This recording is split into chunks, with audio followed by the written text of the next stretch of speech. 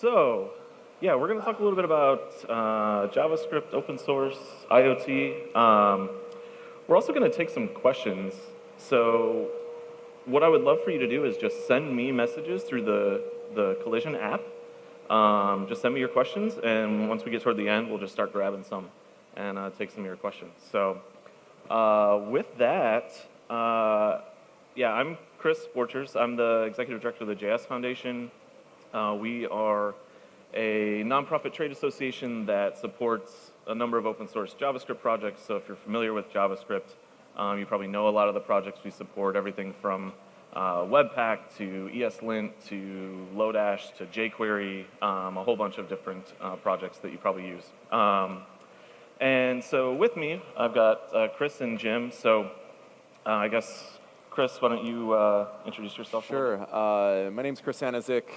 I have the fun job of running the Cloud Native Computing Foundation. For many of you who are not aware of what Cloud Native means or the foundation, I'm sure some of you may have heard the project Kubernetes at all. Maybe like some Kubernetes. Yes?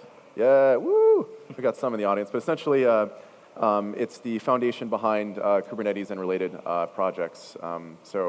What's interesting, I think, about, which Kris didn't mention, is the JS Foundation and CNCF are all under a parent foundation called the Linux Foundation. So a lot of people don't realize that the LF is essentially this, diversified index fund of open source foundations. So we have the JS Foundation, CNCF, Let's Encrypt, all the free SSL certs, the Node.js Foundation, and automotive grade Linux. There's tons of these things that kind of all operate under Linux Foundation. So I have the fun job of essentially building out CNCF, serving as the founding executive director, and now kind of focus more as a CTO, COO role within the organization. And I'm Jim Fletcher. Work for a small company called IBM, and I'm just a distinguished engineer at IBM, responsible for our Watson IoT platform, all the architecture, technology, everything around trying to get that delivered, developed, and ready for market. Been with IBM for about 300 years, I think it feels like sometimes. And that was just last week. So thank you guys for coming, and look forward to the panel. Cool. So obviously, I think probably the most buzzworthy word in the title of our talk is IoT. IoT's huge right now. It's booming in really every vertical of business.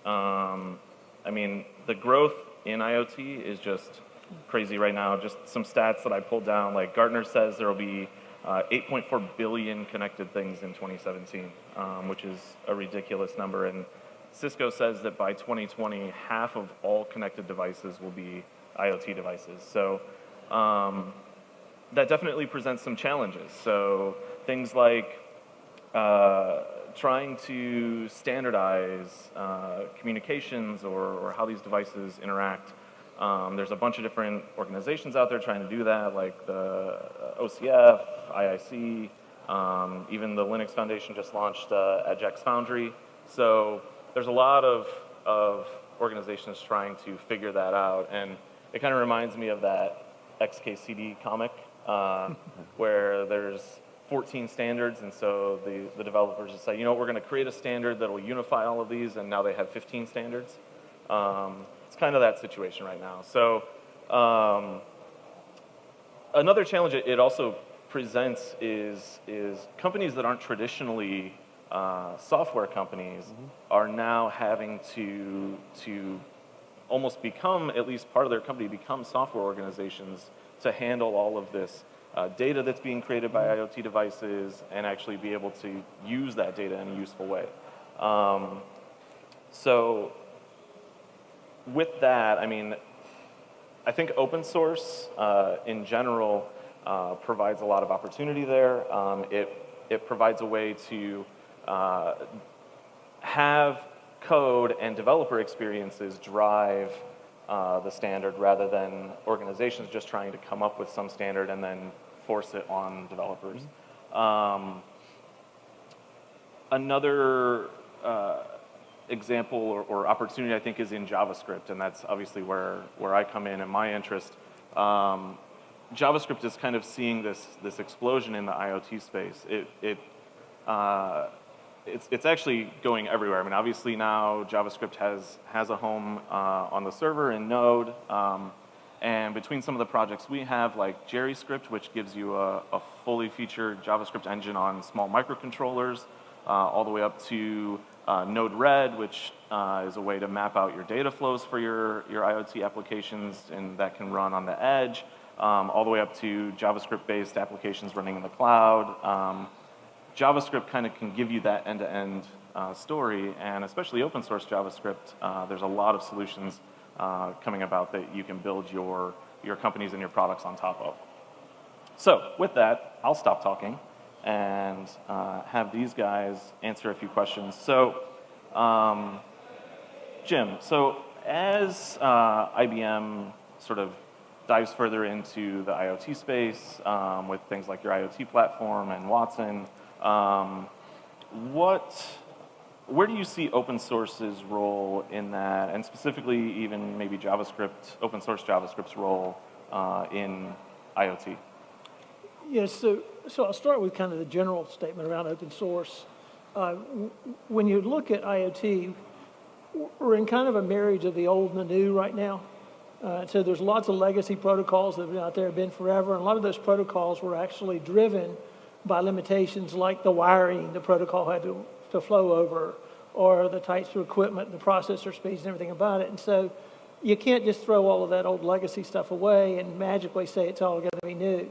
But the reality is we're moving to high-speed networks, ability to handle bigger data packets, everything on that. And so the right side of the picture has evolved really well. The left side of the picture still has a lot of legacy there. Yep. So I'm seeing a lot of open source toolkits pop out, and most people that are playing in the IoT space now have an SDK of some sort around connecting gateways in. And that's because I've got a lot of old that's got to marry to the new, and I've got to worry about security aspects, data transformation aspects, everything about that. I'll talk a little bit later about Node-RED. That's one of the reasons we created Node-RED, was to be in that space. But the whole open source concepts to allow you to have specific tool sets for these legacy devices is there. And now, even with the new things that are coming on board, we're still in an infancy stage with regards to how a lot of these items are being connected and the data thing and everything from them. So it's hard to anticipate all the possibilities. And so having open source there allows you to start with that common base and then evolve. And as open source works the way it's supposed to work, the contributions back into the open source allow us to grow a lot faster, because this space is moving unbelievably fast. So Definitely. So as the space continues moving and more devices come online, Kris, what are your thoughts in terms of what I was mentioning earlier around a lot of organizations are having to basically become software companies to handle a lot of the data created by these devices and things like that. What are kind of your thoughts on that and maybe some opportunities there for those? Yeah, it's super interesting. So back to your first point, there's more and more of these companies are building devices and so on. I don't know how many of you follow the Internet of Shit, account on Twitter, but it is phenomenal, right? You see things like just recently it was like smart diapers. I'm like, why did diapers need to be connected to the internet? But actually that's kind of cool. You could figure out, you get a little notification when you have to change a diaper, completely change parenting. But there's other companies a quintessential example is John Deere, right? They're wiring up their tractors so they could potentially produce better yields using data and so on. So all these companies that are traditionally not really known as software companies are going to have to deal with kind of operating at large scale. And so I think that trend number one is more and more companies are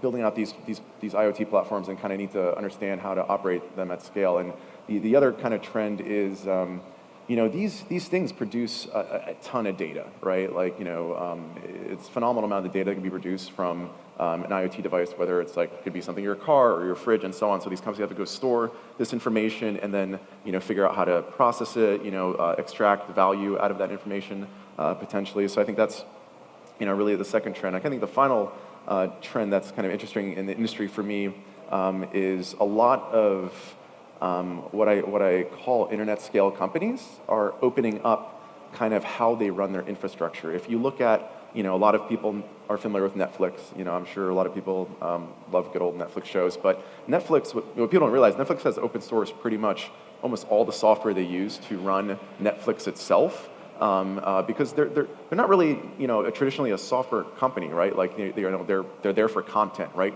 Software is just a means to an end for Netflix to kind of sell content subscriptions. So my kind of theory here is with these trends of like more and more companies becoming like software companies, they're going to act more like your Netflixes, in the future, in my opinion, where, all the data they collect and so on, they'll have ways to kind of monetize them outside of kind of the traditional just hardware and software route.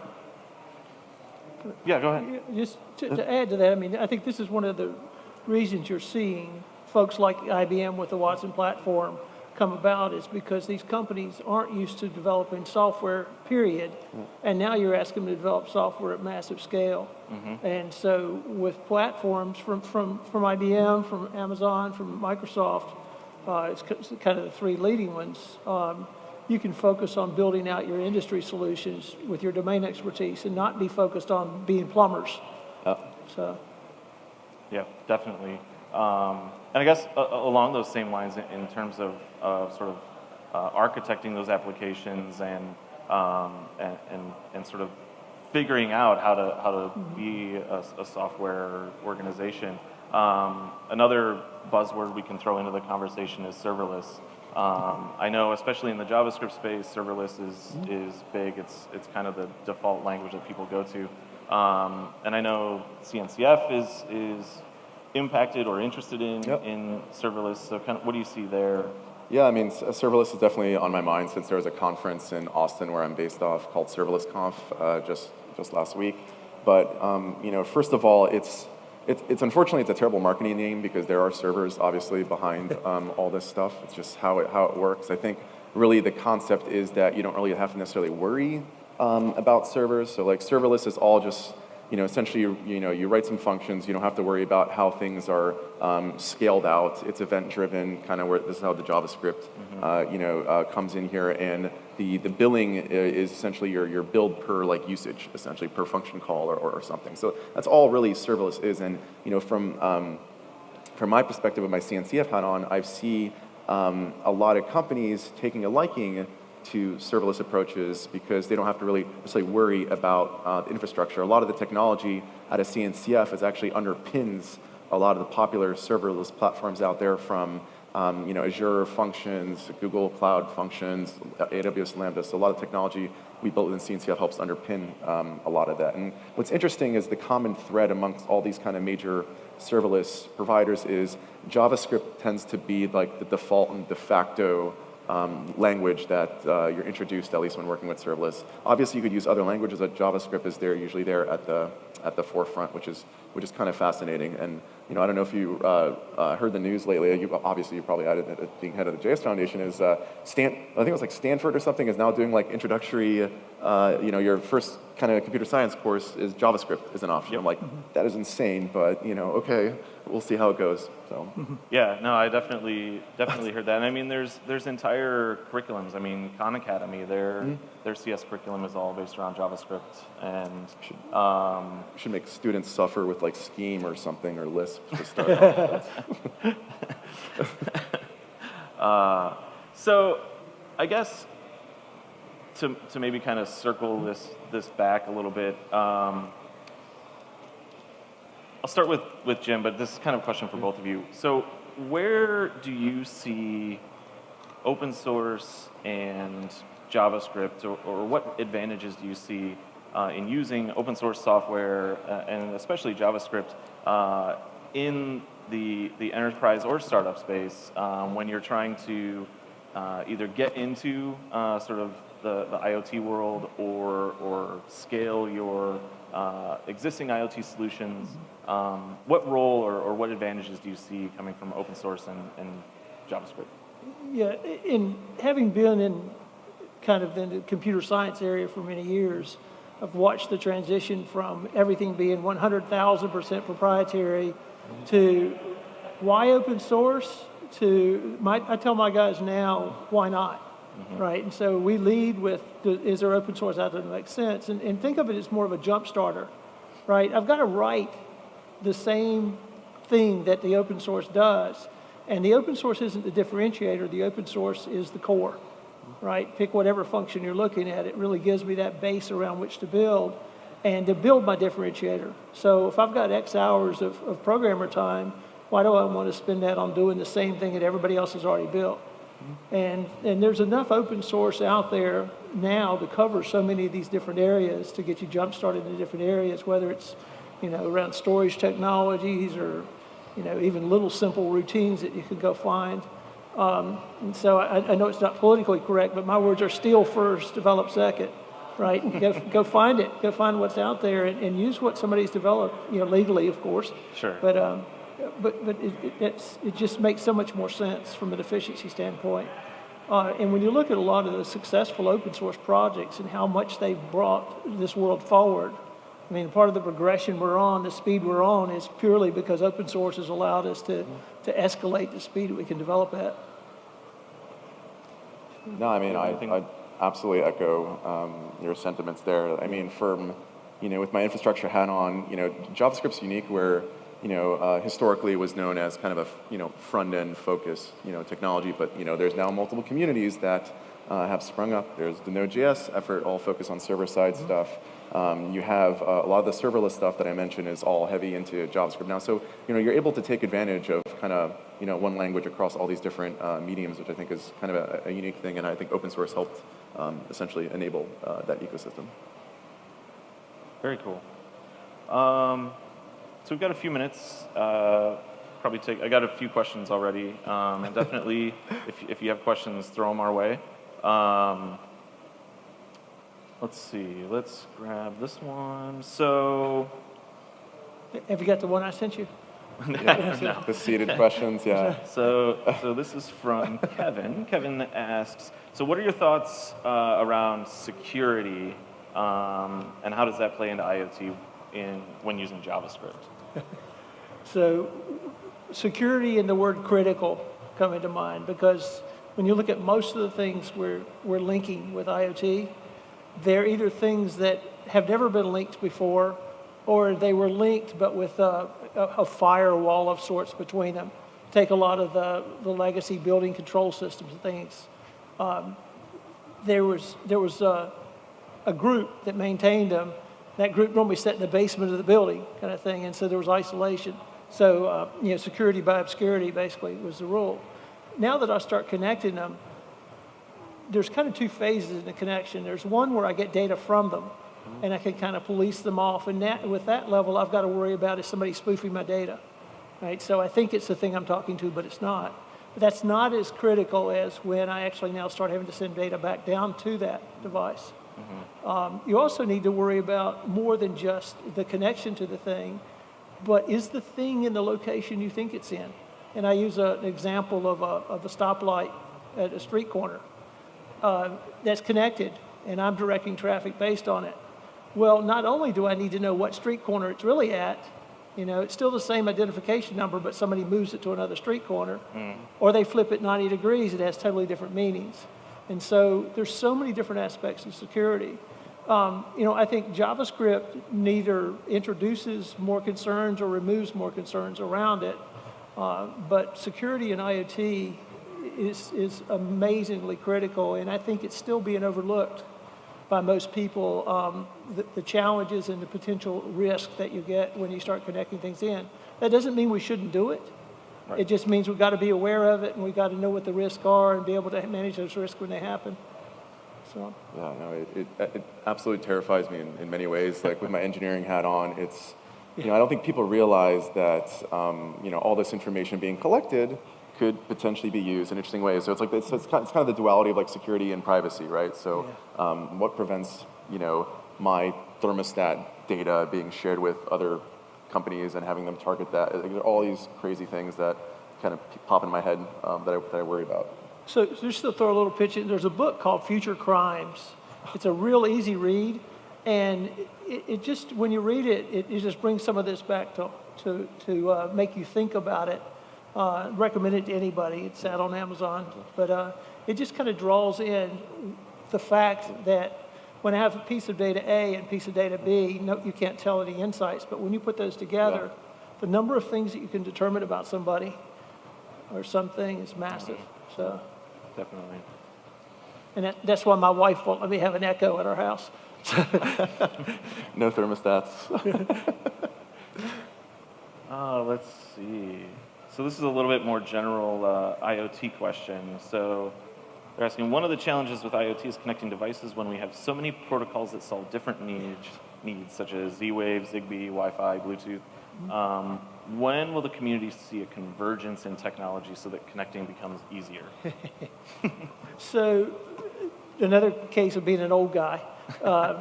There's a parallel to this back in the early 1990s when some of you weren't even born yet. But we had a lot of different networking protocols: AppleTalk, DetNet, SNA, TCP/IP, and the first convergence of these all happened by everybody trying to send the other guy's stuff over theirs. And now when you ask somebody what the networking protocol is, they go, "What's IP, stupid?" Right? And you don't even think about it. And I think we're going to see the same thing with a lot of these other protocols. They'll eventually try to, overlay each other, but at some point you're going to get a convergence of standards. Each of them have their own values today. A lot of them, whether it's the radio frequencies and the penetration of those radio frequencies or worldwide ubiquity, things like that. But they kind of all have grown up in parallel, and I think you'll see some convergence around it. The answer right now is gateways with all the different radios and connectivities on them that just bridge them together. So it's the same thing I talked about with the industrial space, except in the home. Wait, a lot of business opportunities. So this one, I'm not sure how you answer this question, but I'm going to ask it anyway. I know how I would answer it, but I'm biased. So can you name the two best IoT applications? Two best IoT applications? Yeah. You got one in mind, Chris? I'm trying to think.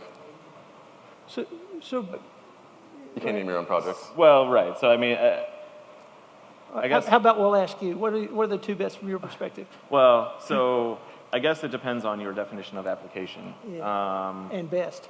Right. So, I mean, obviously, I would go back to the two open source projects I named earlier that are in the JS Foundation. These are more building blocks for building applications. Yeah. So I don't know how you name the best applications because they have a particular purpose, right? But in terms of the projects that we host, so we have JavaScript and Node-RED, which I mentioned earlier, and I mentioned JavaScript is a JavaScript engine for microcontrollers. Node-RED is, for those that aren't familiar, is a really interesting tool. It's built on top of Node, so it's all JavaScript. It has a graphical interface, so you can kind of drag and drop to build your data flows for your application. So it kind of becomes that gateway that you were talking about in terms of if you have a bunch of different devices that need to talk to your application over different protocols or whatever, you can use Node-RED to then take those different incoming messages, apply business rules, send them off to different things, react in different ways within your application. So obviously I'm going to pitch my projects. Depends how you define application. And my answer would be the best one hasn't been created yet. And the reason I say that is because there are all of these vertical applications today. So if I look on my phone right now, I've got an application for my thermostat at home. I've got an application for my garage door opener. I've got an application for lights. I've got an application for something else. I want an application that sits like this, that links them all together that understands the abnormalities about that and everything about it. And no one has created that good application yet Yep. that spans across the different silos that you've got of data. Yep. And so that's the opportunity. Definitely. So somebody create that. Cool. That's right. And I'll install it. Well, I think we're about out of time. I don't know if either of you have any ending thoughts or. I've got to put my plug in for Node-RED. So, I mean, Cool. IBM had released Node-RED last year as an open source project, and it's a great tool for building prototypes around IoT, linking things together in a secure fashion, being able to play with it, debug it, and just see, and then create fictional data flows and flow through it so you can see what happens when you get good and bad data. But that's one that we've submitted, and I think it's a good one to play with. Thanks. I'm good. I mean, yeah, if you take anything away from this this panel is, one, follow Internet of Shit, it's great. And two, just like, I think we all have to be cognizant of like privacy issues and stuff, because like, we're going to end up in a world where literally everything is connected, it has an IP, and I think, we're getting further ahead on the technology side of things than necessarily the political and regulation side of things. So keep that in mind. I love my Google Home, but like it's essentially a crazy listening device that is recording everything I said. So keep that in mind, and hopefully we could steer our lovely politicians in the right direction when it comes to these regulations. Great. Awesome. Well, thank you guys, and thanks everybody for coming, and we'll let you go to lunch. Cool. Thank you. Thanks.